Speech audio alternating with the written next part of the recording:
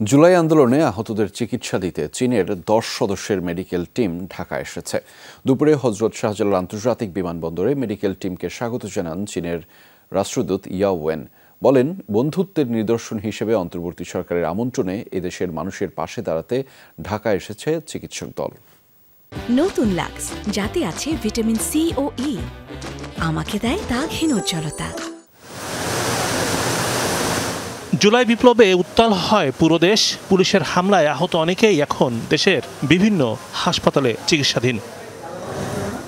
গুরুতর আহতদের চিকিৎসা সেবা দিতে রোববার দুপুরে ঢাকা এসেছে চীনের ন্যাশনাল হেলথ কমিশনের 10 সদস্যের একটি প্রতিনিধি দল। তাদের স্বাগত জানান চীনের রাষ্ট্রদূত ও স্বাস্থ্য অধিদপ্তরের একাধিক কর্মকর্তা।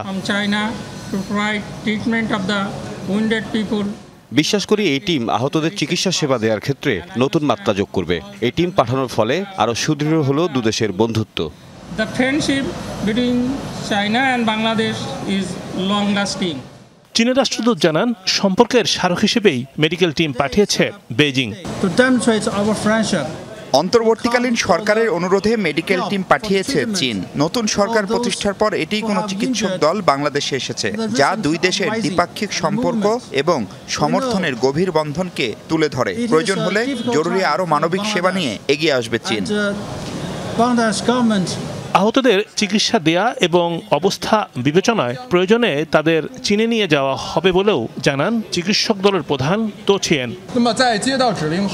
24 ঘন্টার মধ্যে টিম গঠন করে 48 ঘন্টার মধ্যে বাংলাদেশে এসে পৌঁছেছি। এটি বন্ধুত্বের নিদর্শন। রিমন রহমান, যমুনা নিউজ, ঢাকা।